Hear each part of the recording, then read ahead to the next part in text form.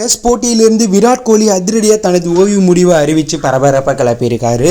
விராட் கோலி ஓய்வு குறித்து என்ன விஷயங்கள் சொல்லியிருக்காரு, எதனால் விராட் கோலி ஓய்வு முடிவை அறிவித்தார், 2025 IPL போட்டி மீண்டும் தொடங்கினாலும் வெளிநாட்டு வீரர்கள் இல்லாமல் IPL போட்டி நடக்க போகுது. ஸோ இதனால் வெளிநாட்டு வீரர்கள் வரமாட்டேங்கிறாங்க.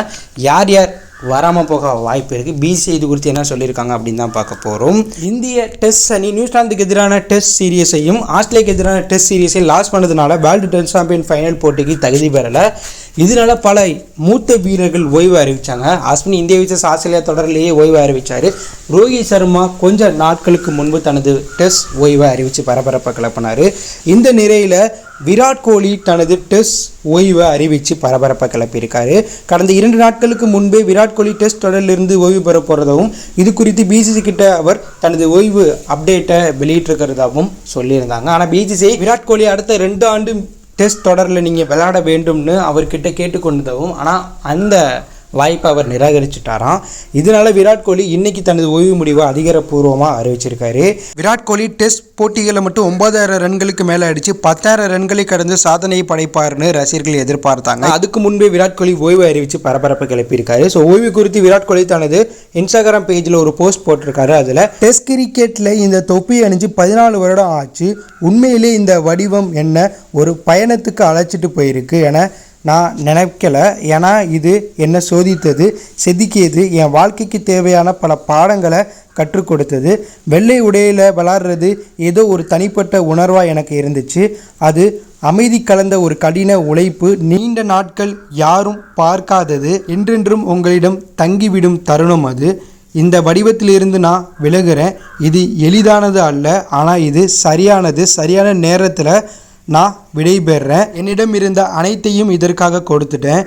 இதுக்கப்புறம் இதற்கு கொடுக்க எதுவுமே இல்லைன்னு நான் நினைக்கிறேன். கொடுத்ததை விட எனக்கு நிறையாவே திருப்பி கொடுத்துருக்கு. களத்தில் என் கூட பணியாற்றி என்னை அங்கீகரித்து என்னை வழிநடத்துகிற அனைத்து வீரர்களுக்கும் அனைவருக்கும் நான் நன்றியையும் தெரிவித்து கொண்டு விடைபெறேன். என்னுடைய டெஸ்ட் கிரிக்கெட் வாழ்க்கை எப்போதுமே புன்னகையானது. அதை புன்னகையோடு நான் எப்போதுமே திரும்பி பார்ப்பேன்னு விராட் கோலி இந்த ஒரு பதிவை போட்டு தனது டெஸ்ட் முடிவை அதிகாரப்பூர்வமாக அறிவித்து பரபரப்பை கிளப்பியிருக்காரு. ஸோ விராட் கோலி டெஸ்ட் கிரிக்கெட்டில் 123 டெஸ்ட் மேட்ச் விளாண்டு 9630 ரன் அடிச்சிருக்காரு. சராசரி 66.85 இருக்குது. அதிகபட்சமாக 254 ரன் அடிச்சிருக்காரு. இதில் 7 இரட்டை சதம், 30 சதம், 31 அரை சதம் அடங்கும். விராட் கோலி ஆஸ்திரேலியாவுக்கு எதிராக கடைசியாக நடந்த டெஸ்ட் தொடரில் கூட சதம் அடித்தார். ஸோ விராட் கோலி இன்னும் 2 இல்லை 5 வருஷம் கூட டெஸ்ட்டில் விளாடலாம். அந்தளவுக்கு செமையான ஃபார்மில் செமையான ஃபிட்னஸில் இருக்கார்.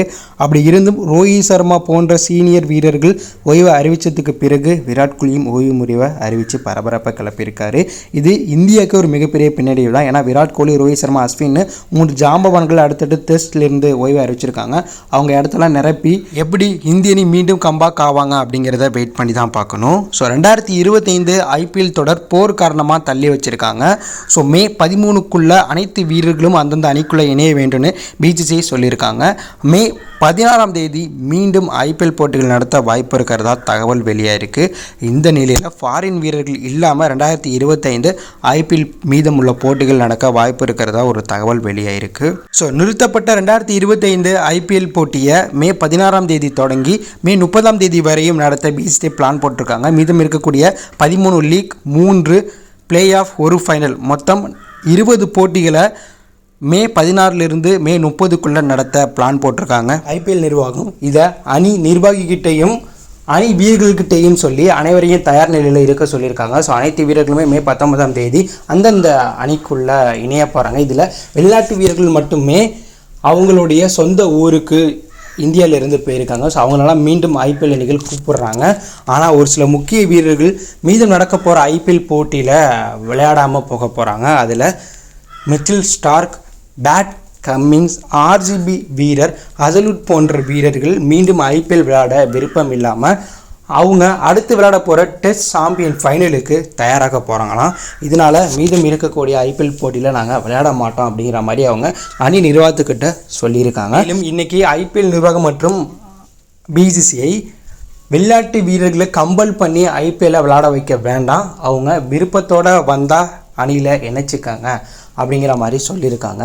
இதனால் ஆஸ்திரேலியா மற்றும் சவுத் ஆப்பிரிக்காவை சேர்ந்த முக்கிய வீரர்கள் ஐபிஎல்லில் விளையாட மாட்டாங்க அப்படிங்கிற தகவலும் வெளியாகிருக்கு. ஏன்னா அவங்க வேர்ல்டு டெஸ்ட் சாம்பியன் ஃபைனலுக்கு அடுத்து தயாராக போகிறாங்க. இதனால் ஐபிஎல்லில் மீதம் இருக்கக்கூடிய போட்டிகளை புறக்கணிச்சிட்டு அவங்க அதுக்காக தயாராக போகிறாங்க. அதே போல் இங்கிலாந்தை சேர்ந்த ஒரு சில வீரர்களும் வெஸ்ட் இண்டீஸை சேர்ந்த ஒரு சில வீரர்களும் ஐபிஎல்லை புறக்கணிக்க வாய்ப்பு இருக்கிறதாகவும் தகவல் வெளியாகிருக்கு. ஸோ நீங்கள் சொல்லுங்கள் ஃப்ரெண்ட்ஸ், 2025 ஐபிஎல் மீதம் இருக்கக்கூடிய போட்டிகளில் ஒரு சில வெளிநாட்டு வீரர்கள் விளையாட மாட்டாங்க அப்படிங்கிற தகவல் வெளியாகிருக்கு. ஸோ இதனால் ஆர்சிபி போன்ற அணிகள் பிளே ஆஃப் சுற்றுக்கு தகுதி பெற போகிற நிலைமையில் இருக்கக்கூடிய முக்கியமான வெளிநாட்டு வீரர்கள் இல்லாமல் விளையாட போகிறாங்க. ஸோ இது அந்தந்த அணிகளுக்கு பின்னாடியாக தான் பார்க்கப்படுது. இதை பற்றி நீங்கள் என்ன நினைக்கிறீங்க? விராட் கோலியோட இந்த டெஸ்ட் ஓய்வு கரெக்டான முடிவு தானா, இல்லை இன்னும் 2 வருடம் விராட் கோலி டெஸ்ட்டை விளையாண்டுருந்தால் நல்லாயிருக்குமா? அப்படி ஒரு கருத்தை கமெண்ட் பண்ணுங்கள். இது எப்படி இருந்தால் லைக் பண்ணுங்கள், ஷேர் பண்ணுங்கள், கமெண்ட் பண்ணுங்கள். தேங்க்யூ ஃபார் வாட்சிங்.